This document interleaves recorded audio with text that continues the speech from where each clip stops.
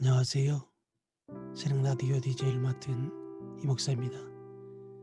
오늘도 바쁜 일상을 보내느라 고생하고 계신 성도님들을 위해 기독교 스테디셀러인 기독교의 기본 진리 9번째 내용을 읽어드리겠습니다.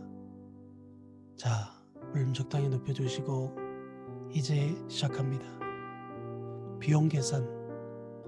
이제까지 나사렛 예수의 독특한 신성에 대한 증거를 검토했고 범죄함으로 하나님에게서 멀어지고 자신에게 얽매였으며 동료 인간들과 조화를 이루지 못하는 인간의 비참한 상태를 고찰했다. 그리고 그리스도가 우리를 위해 이루시고 제공하시는 구원의 주요 측면들을 훑어보았다. 이제는 다소 사람 사울이 다메섹으로 가던 중 예수 그리스도께 했던 질문, 주님 무엇을 하리이까? 이 말씀이나 빌립보의 간수가 했던 비슷한 질문, 내가 어떻게 하여야 구원을 받으리까를 우리가 직접 해야 할 때다. 분명히 우리는 어떠한 일을 해야만 한다. 기독교 신앙이란 단순히 일련의 제안에 대해 수동적으로 동의하는 것이 비록 진정으로 그렇게 한다 해도 아니다.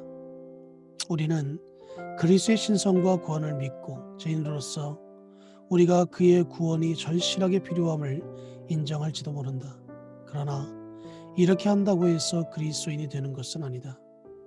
우리가 예수 그리스도에 대해 개인적으로 해야 할 일, 즉 우리 자신을 온전히 그리스도께 맡겨 그를 구주와 주님으로 모셔야 하는 일이 남아있다.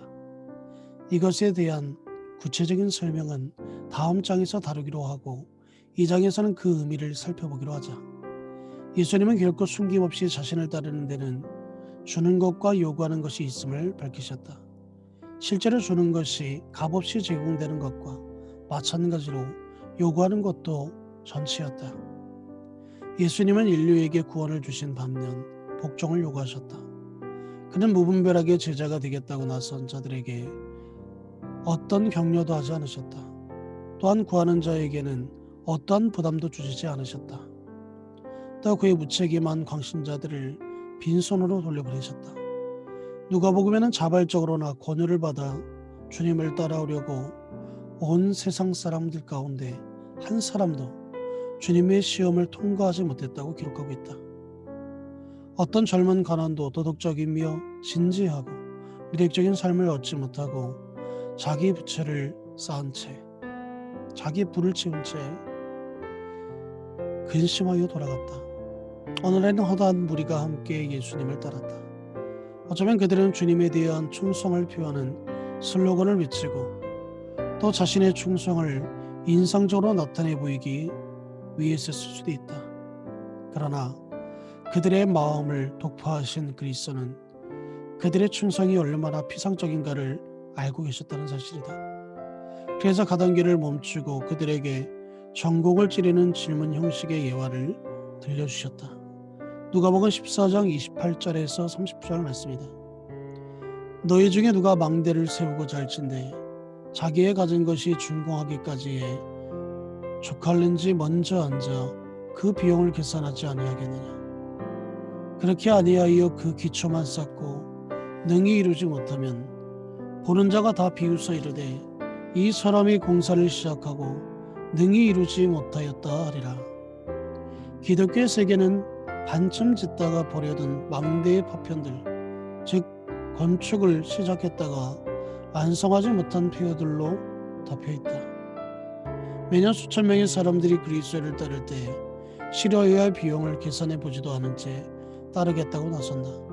그 결과 오늘날 기독교의 커다란 수치인 소위 명목상의 기독교라는 것이다. 기독교의 문화가 보편화된 나라에서는 많은 사람이 고상하지만 얄팍한 기독교 신앙에 가면을 쓰고 있다. 그들은 존경을 잃지 않되 불편하지 않는 범위 내에서 신앙생활을 한다. 그들의 종교는 크고 안락한 쿠션이다. 종교가 그들의 삶의 어려운 일로부터 보호해주는 일을 하지만 그 이치와 형태는 그들에게 편하도록 변화되어 있다. 비평가들이 교회 안의 위선을 지적하고 현실 도피라고 배역하는 것은 어쩌면 당연한 일이다. 그러나 예수님의 말씀은 이와는 전혀 다른 것이다. 예수님은 자신의 기준을 낮추거나 조건을 수정해 그의 부름을 받아들이기 쉽게 하신 일이 결코 없으시다는 사실이다. 주님은 처음 부르신 제자들로부터 그 이후의 모든 제자에게 이르기까지 동일하게 깊이 생각한 다음 그들의 모든 것을 바치도록 요구하셨다는 사실이다. 이제 우리는 주님이 하신 말씀을 정확하게 논해야 할 단계에 왔다. 마가복음 8장 34절에서 38절에 무리와 제자들을 불러 이르되 누구든지 나를 따라오려거든 자기를 부인하고 자기 십자가를 지고 나를 따를 것이리라. 누구든지 자기 목숨을 구하고자 하면 잃을 것이요 누구든지 나와 복음을 위하여 자기의 목숨을 잃으면 구원하리라. 사람이 만일 온천하를 얻고도 자기 목숨을 잃으면 무엇이 유익하리요? 사람이 무엇을 주고 자기 목숨과 바꾸겠느냐? 누구든지 음란하고 죄 많은 세대에서 나와 내 말을 부끄러워하면 인자도 아버지의 영광으로 거룩한 천사들과 함께 올 때에 그 사람을 부끄러워하리라. 그리스도의 부르심은 가장 간단하게 표현하면 나를 따르라이다. 주님은 사람들에게 개인적인 충성을 요구하셨다. 또한 사람들에게 자기에게서 배우고 자기 말을 순종하며 자기의 목적을 그들의 목적으로 삼으라고 하셨다. 그러자면 먼저 버려야 한다. 그리스도를 따른다는 것은 보다 작은 충성하는 일들을 모두 버리는 것이다. 그리스도가 세상에 사시던 그때에는 이것이 실제로 집과 일자리를 버리는 것을 의미했다. 시몬과 안드레는 그물을 버려두고 따랐다. 야고보와 요한은 그의 아비 세베대를 품꾼들과 함께 배에 버려두고 예수를 따랐다. 마태는 세간에 앉아있다가 모든 것을 버리고 일어나 따랐다. 오늘날도 예수 그리스도의 부르심은 온천적으로 변함이 없다. 아직도 그는 나를 따르라고 하시며 덧붙여 너희 중에 누구든지 자기의 모든 소유를 버리지 아니하면 능히 내 제자가 되지 못하리라 말씀하신다. 하지만 실제로 이 명령은 대다수의 그리스도인들에게 물리적으로 집이나 직장을 떠나는 것을 의미하는 것은 아니다. 그것보다 우리 마음의 첫 자리를 차지하는 가족에 대한 애정이나 세상의 야망을 내적으로 포기하고 거부하는 것을 의미한다. 이제 예수 그리스도를 따르는 일과 분리될 수 없는 버리는 일에 대해 좀 더 자세히 살펴보도록 하자. 첫째, 죄를 버려야 한다. 이것을 한마디로 말하면 회개이다. 이것은 그리스도인으로서 회심하는 데 있어서의 첫 요소이다. 따라서 어떤 경우에도 이것을 거쳐야 한다. 회개와 믿음은 맥을 같이 한다. 죄를 버리지 않고는 그리스도를 따를 수 없다. 회개란 그릇된 것으로 아는 모든 생각, 말, 행위 및 습관에서 단호하게 돌아서는 것을 의미한다. 자책감을 심하게 느끼거나 하나님께 사과하는 것만으로는 부족하다. 근본적으로 회개는 감정의 문제도 말의 문제도 아니다. 회개는 죄에 대한 마음과 태도의 내적 변화로 그 결과 행위의 변화도 따르는 것이다. 여기에는 타협이 있을 수 없다. 우리에게는 결코 버릴 수 없는 것 같은 죄가 있을지를 모른다. 그러나 그 죄에서 벗어나게 해달라고 하나님께 부르짖으면 기꺼이 버려질 것이다. 옳은 것과 그른 것, 버려야 할 것과 가지고 있어야 할 것에 대해 확실하게 모를 경우 자기가 아는 그리스도인의 습관과 인습에 지나치게 영향을 받지 않도록 해야 한다. 성경에 나타난 분명한 가르침과 양심의 소리로 행동하라. 그러면 그리스도가 점진적으로 의의 길로 인도하실 것이다. 주님이 어떤 길을 구체적으로 지적하시면 그것을 포기하라. 그것은 친구 관계일지라도 또는 오락일 수도 있고 우리가 읽는 책, 교만, 시기, 증오, 용서하지 않는 태도일 수도 있다. 이것에 대해서는 냉정해야 한다. 그리스도는 눈이 범죄하게 하거든 빼어버리고 발이 범죄하게 하거든 잘라버리라고 하셨다. 물론 이 말씀을 문자대로 해석해 그대로 하라는 것은 아니다. 오랫동안 유혹의 통로였던 이것들에 대해 냉정할 것을 의미하는 생생한 표현이다. 때로는 진정한 회개를 하기 위해 배상을 해야 하는 경우도 있다. 이 말은 우리가 해를 입혔을지라도 모르는 사람들과의 관계를 바로잡는 것을 의미한다. 모든 죄는 하나님께 상처를 준다. 그러나 우리가 하는 어떤 일도 그 상처를 치료할 수 없다. 오직 구주 예수 그리스도의 대속의 죽음만이 치료하실 수 있다. 그러나 우리의 죄가 다른 사람들에게 해를 입혔을 경우 우리는 그 해를 복구하는 데 기여할 수 있다. 그리고 할 수 있는 한 그렇게 해야 한다. 부정직했던 세리 삭개오는 그가 속여받은 돈을 그보다 많은 돈으로 갚았으며 자기 재산의 절반을 가난한 자들에게 나눠주겠다고 약속해 주인을 차지할 수 없는 것들로 그것에 대한 보상을 하기로 한다. 우리는 삭개의 본을 따라야 한다. 아마 우리가 해결해야 할 것에는 돈이나 시간을 돌려주는 일, 그릇된 말을 바로잡는 일, 물건을 돌려주는 일, 어떤 일에 대해 사과하는 일, 끊어진 관계를 회복시키는 일 등이 있을 것이다. 이 일에 있어서 지나치게 신중해서는 안 된다. 지난날 일들을 샅샅이 뒤져 상대방의 입이 오래전에 잊어버린 사소한 말이나 행동을 다시 문제 삼는 일은 현명하지 못하다. 그러나 이 의무는 실행에 옮겨야 한다. 한 여학생은 시험 때 부정행위를 한 것을 대학 당국에 고백했고 서점에서 훔친 책을 돌려주었다. 어떤 장교는 자기가 훔친 물건 목록을 군 당국에 보고하기도 했다. 진정으로 회개해야 한다면 과거를 바로잡기 위해 할 수 있는 모든 일을 할 것이다. 죄를 용서받기 원한다면 그 죄의 열매들을 즐길 수는 없기 때문이다. 둘째, 자기를 버려야 한다. 그리스도를 따르기 위해서는 죄를 버려야 할 뿐만 아니라 모든 행위의 근원인 자기의 의지도 부정해야 한다. 그리스도를 따른다는 것은 삶에 대한 권리를 주께 넘겨드리는 것을 의미한다. 우리 마음의 왕좌에서 내려와 그리스도를 왕으로 모셔 충성을 서약하는 것이다. 이 작은 부정은 예수님의 말씀에 아주 잘 설명되어 있다. 주님을 따르려면 자기를 부인해야 한다. 아무든지 나를 따라오려거든 자기를 부인하고, 이때 사용된 단어가 베드로가 대제사장의 뜰에서 주님을 부인할 때도 사용되었다. 우리는 베드로가 나는 그 사람을 알지 못하노라 라고 그리스도를 부인한 것처럼 철저하게 우리 자신을 부인해야 한다. 자기 부인이라는 것은 맛있는 음식이나 담배를 영원히 또는 일정 기간 동안 근신을 위해 삼는 것이 아니다. 자기 부인은 어떤 대상을 부인하는 것이 아니라 바로 자기 자신을 부인하는 것이기 때문이다. 자기 부인은 자신에 대해서는 아니오라고 하고 그리스도에 대해서는 예라고 하는 것이다. 자기를 거부하고 그리스도를 인정하는 것이다. 다음에는 자기 십자가를 져야 한다. 아무든지 나를 따라오려거든 자기를 부인하고 날마다 제 십자가를 지고 나를 따를 것이니라.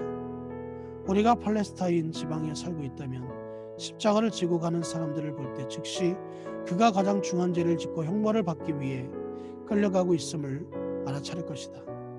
팔레스타인은 당시 로마의 지배하에 있었고 이것은 로마 당국이 제수에게 강요한 일이었기 때문이다. 그래서 스웨트 교수는 마가복음 주석에서 십자가를 진다는 것은 자신의 유죄 선고를 받아 형벌을 받으러 가는 사람의 위치에 두는 것이다 라고 썼다. 다시 말해 우리 자신에 대해 취해야 할 태도는 십자가에 못 박는 것이다.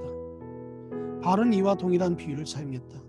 그리스도 예수의 사람들은 육체, 즉 자신의 타락한 본성과 함께 그 정욕과 탐심을 십자가에 못 박으니라. 누가복음에는 그리스도의 말씀에 날마다는 말이 덧붙여 있다. 그리스도에는 날마다 죽어야 한다. 날마다 자기 의지의 독립을 부인해야 한다. 날마다 새롭게 예수 그리스도께 굴복해야 한다. 자기 부정을 설명하기 위해 예수님이 사용하신 세 번째 표현은 자기 목숨을 잃는다는 것이다. 누구든지 자기 목숨을 잃으면 구원하리라. 여기 목숨이라는 말은 육체적 생명도 영혼도 아니고 우리의 자아를 나타낸다. 생각하고 느끼고 계획하고 결정하는 자, 즉 인간의 인격이다. 누가복음에 기록된 이와 비슷한 말씀을 보면 예수님은 단순히 죄기 대명사를 사용해 자신을 잊는 사람에 관해 말씀하셨다. 따라서 자신을 그리스도께 위탁하는 사람은 자신을 잊는 것이다. 그렇다고 이것이 그의 개성을 잊는 것을 의미하는 것이 아니다. 그의 의지는 실제로 그리스도의 의지에 굴복되어 있지만 속성은 그리스도의 속성에 흡수되지 않는다. 그와는 반대로 그리스도인이 자기를 잃을 때는 오히려 자기를 발견하고 진정한 자기의 정체를 깨닫게 된다. 그러므로 그리스도를 따르려면 자기를 부인하고 자기를 십자가에 못 박으며 자기를 잃어야 한다. 이제 예수 그리스도의 완전하고도 준엄한 명령이 분명하게 제시되었다. 주님은 적당한 그 반의 마음을 따르는 것을 원하지 않고 열정적이고 절대적인 헌신을 요구하신다. 그리스도는 우리가 그를 주님으로 모시기를 원하신다.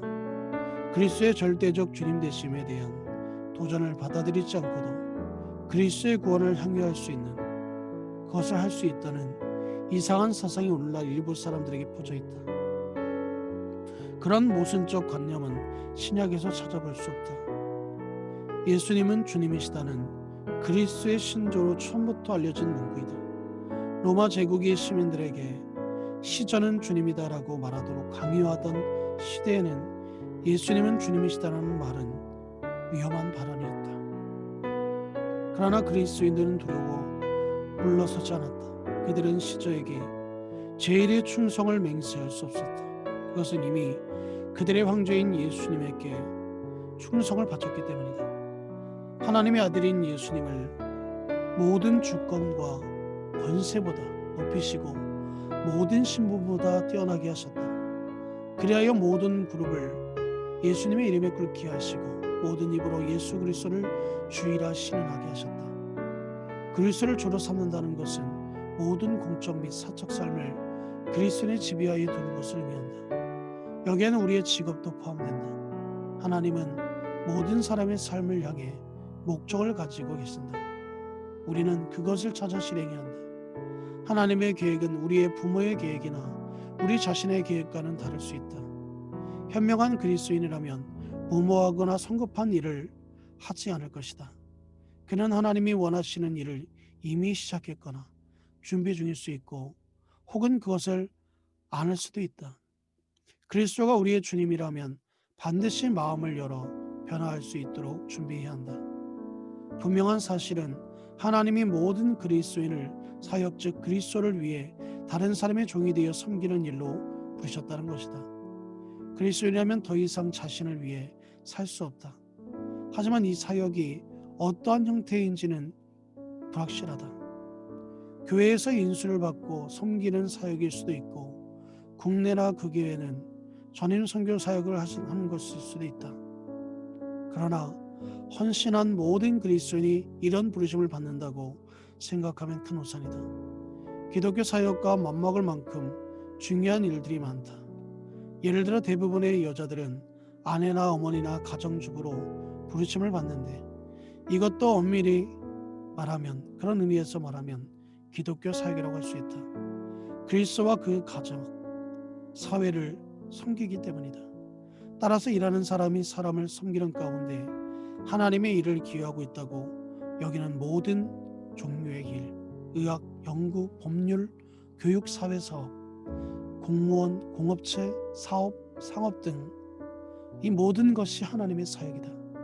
자신의 삶을 향한 하나님의 뜻을 찾으려고 지나치게 서두르지 말아야 한다. 하나님의 뜻에 굴복한 자세를 갖추고 기다린다면 하나님의 때에 보여주실 것이다. 하나님의 뜻이 무엇으로 나타나든지 그리스도인의 태만해서는 안 된다. 고용주의든 피고용주의든 고용인이든 또한 자영업인이든 누구나 하늘의 주인을 모시고 있다. 그러므로 자신의 일에서 하나님의 목적을 찾아 마음을 다해 행하여야 한다. 골로새서 3장 23절에 그래서 이렇게 기록하고 있다. 무슨 일을 하든지 마음을 다하고 죽게 하듯 하고 사람에게 하듯 하지 말라. 예수 그리스도를 주님으로 모셔야 하는 삶의 영역이 또 있는데 바로 결혼과 가정이다. 예수님이 이렇게 말씀하신 적이 있다. 내가 세상에 화평을 주러 온 줄로 생각하지 말라. 화평이 아니요 검을 주러 왔노라. 그리고 계속해 예수님은 가족 중 한 사람이 예수님을 따르기 시작했을 때 생기는 충성의 대상으로 이란 마찰을 이야기하셨다. 이러한 갈등은 오늘날에도 일어나고 있다. 그리스도는 결코 이런 마찰에 의도적으로 일으켜서는 안 된다. 부모와 가정을 사랑하고 존경하는 것은 명백한 의무이다. 그러나 그리스도가 하신 말씀 역시 잊어서는 안 된다. 아버지나 어머니를 나보다 더 사랑하는 자는 내게 합당하지 아니하고 아들이나 딸을 나보다 더 사랑하는 자도 내게 합당하지 아니하며 또한 그리스도는 오직 그리스도인과 결혼할 수 있다. 성경은 이것에 대해 단호하다. 너희는 믿지 않는 자와 멍에를 함께 매지 말라. 이 명령은 이미 결혼한 사람이나 이제 그렇게 하려는 사람에게 큰 근심이 될 수 있다. 그러나 사실은 정직하게 대변하면 된다. 결혼은 단순히 편리한 사회적 관습 이상의 의미를 가지고 있다. 결혼은 하나님이 정하신 제도이다. 따라서 결혼은 인간이 맺을 수 있는 가장 깊은 관계이다. 하나님은 결혼을 육체적, 감정적, 지적, 사회적 연합뿐만 아니라 영적으로까지의 긴밀한 연합으로 권하셨다. 따라서 어떤 그리스도인이 영적으로 하나 될 수 없는 사람과 결혼하는 것은 하나님께 불순종하는 것일 뿐만 아니라 하나님이 뜻하신 연합의 충만함을 잃게 만든다. 또한 이 결혼을 낳는 자녀들까지 위험에 처하게 된다. 불신자와의 결혼 생활은 종교로 인한 분쟁을 낳고 아이들이 양쪽 부모로부터 받아야 할 신앙교육을 불가능하게 하기 때문이다. 실제로 그리스도인의 회심은 매우 철저한 것이므로 결혼과 이성 관계에 대한 모든 태도가 변화되기 마련이다. 따라서 성적 특질, 남자와 여자의 근본적 차이점 및 서로에 대한 필요를 하나님이 창조하신 것으로 볼 수 있게 된다. 그리하여 성적의 특질의 육체적 표현, 이 이기적이고 무책임한 행동으로 인해 우발적이고 비인간적인 거로 타락하지는 않는다. 오히려 창조주가 본래 의도했던 것, 선함과 의로움, 사랑의 표현, 하나님의 목적과 인간 인격의 성취가 된다. 삶을 예수 그리스도께 의탁할 때 그리스도가 주인이 되시는 사적의 영역들을 가운데는 돈과 시간이 있다. 예수님은 자주 돈과 부의 위험에 대해 이야기하셨다. 이것에 관한 주님의 가르침은 대부분 당황스럽다. 때로는 예수님이 재산을 팔아 모두 나누어주라고 하신 것과 같이 보인다. 오늘날에도 주님을 따르는 자들에게 그렇게 하라고 하시는 것은 의심의 여지가 없다.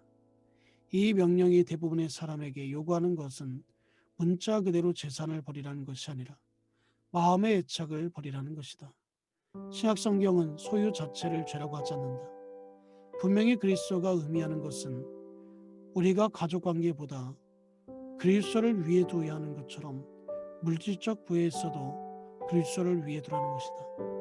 하나님과 재물을 동시에 섬길 수는 없기 때문이다. 우리는 돈을 성실하게 사용해야 한다. 돈은 결코 우리 것이 아니다. 우리는 하나님께 돈을 위탁받아 관리하는 청지기일 뿐이다. 빈부격차가 전 세계에 걸쳐 심화되고 있고 선교사업의 자금 부족으로 어려움을 겪는 오늘날에 마땅히 나누어 주는 일에 관대하고 훈련되어 있어야 할 것이다. 오늘날에는 시간도 모든 사람에게 문제가 되는 부분이다. 이제 믿기 시작한 그리스도인은 반드시 우선순위를 재조정해야 한다.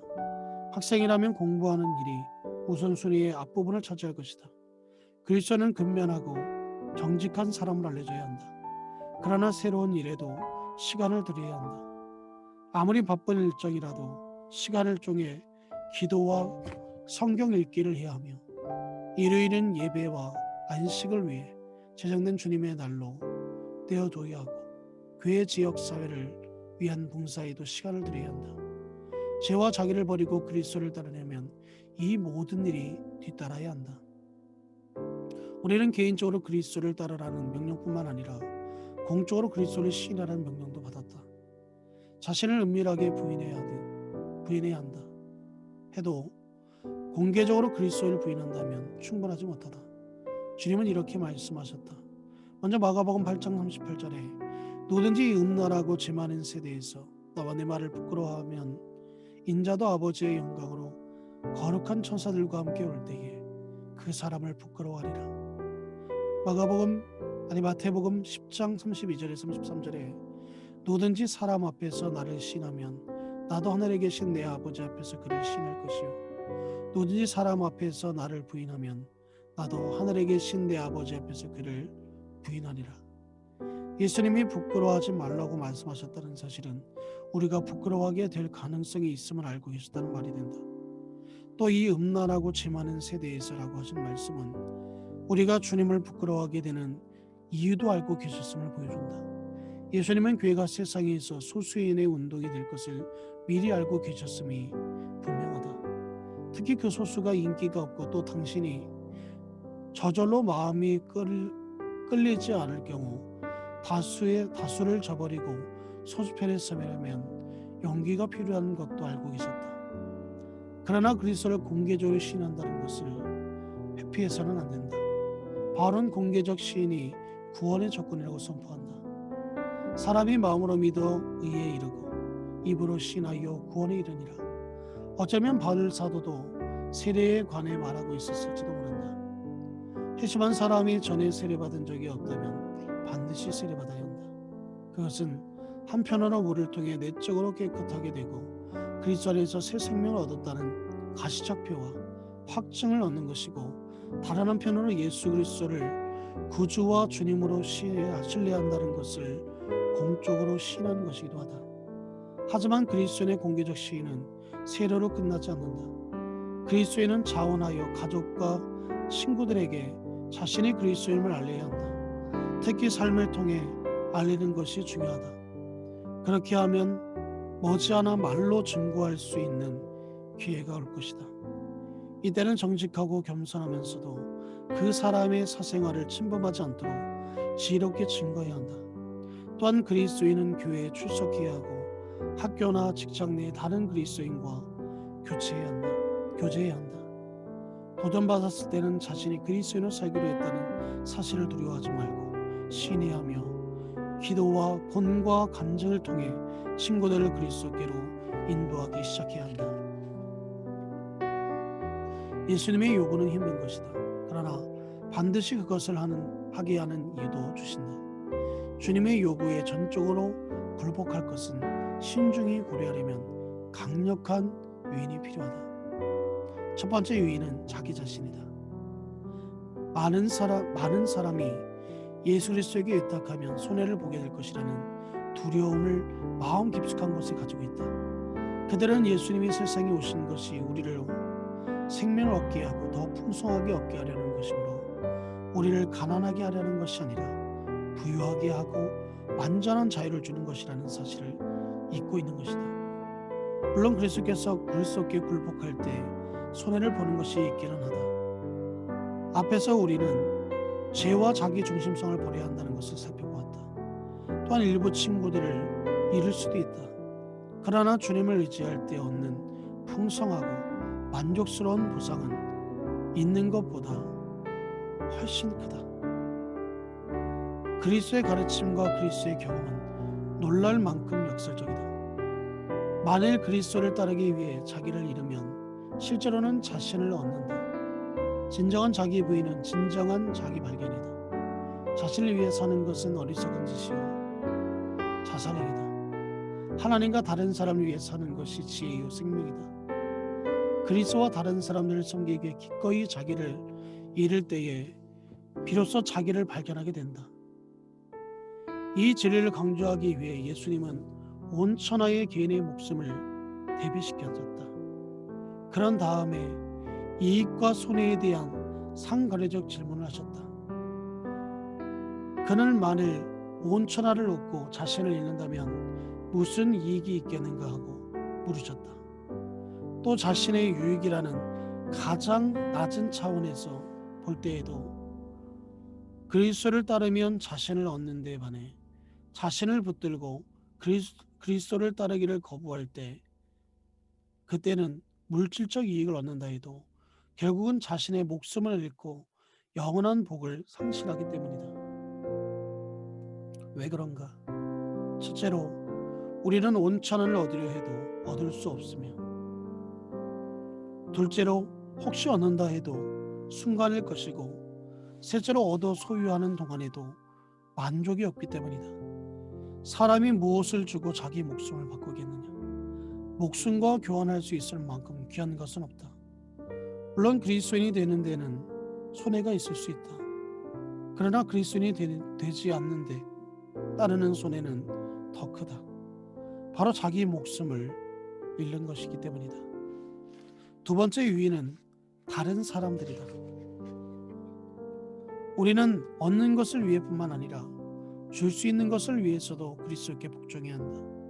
누구든지 나와 복음을 위하여 자기 목숨을 잃으면 구원하리라.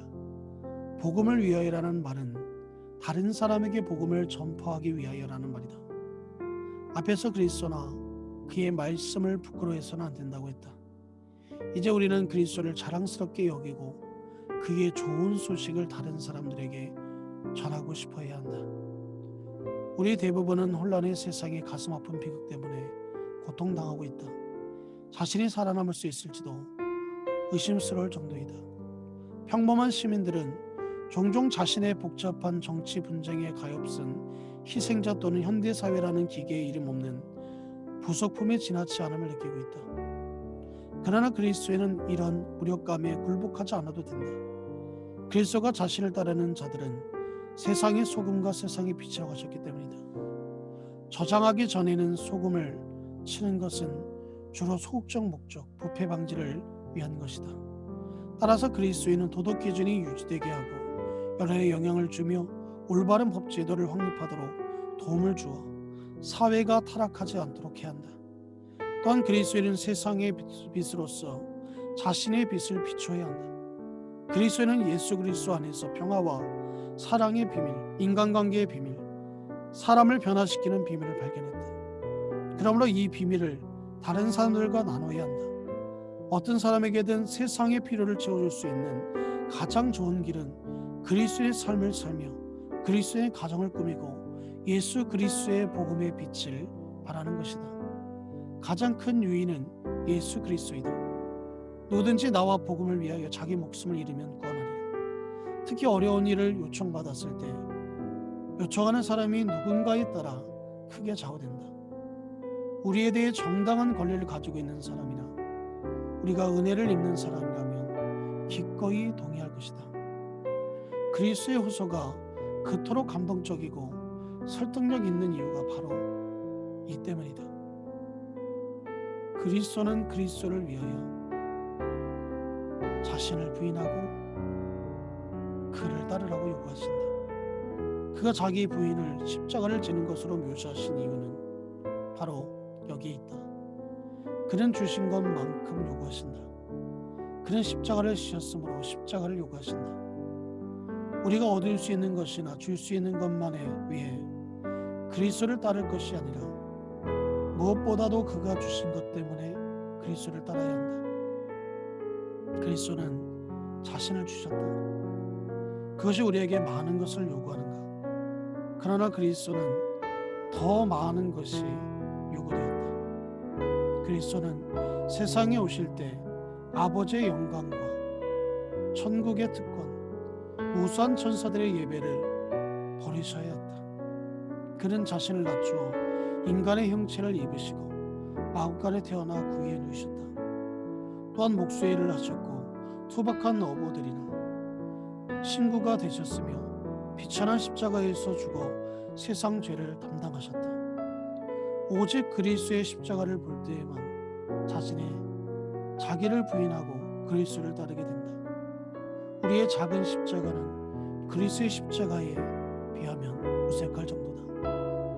만일 심판받아야 마땅할 우리를 위해 수치와 고통을 당하신 그의 사랑의 위대함을 한 번만이라도 접하게 된다면 우리가 행할 일은 오직 하나뿐임을 알게 될 것이다. 우리를 이처럼 사랑하시는 분을 어찌 부인하거나 거절할 수 있겠는가? 그러므로 당신이 도덕 상실증에 빠져 있다면 나의 충고를 받아들여 기독교 신앙을 포기하기 바란다.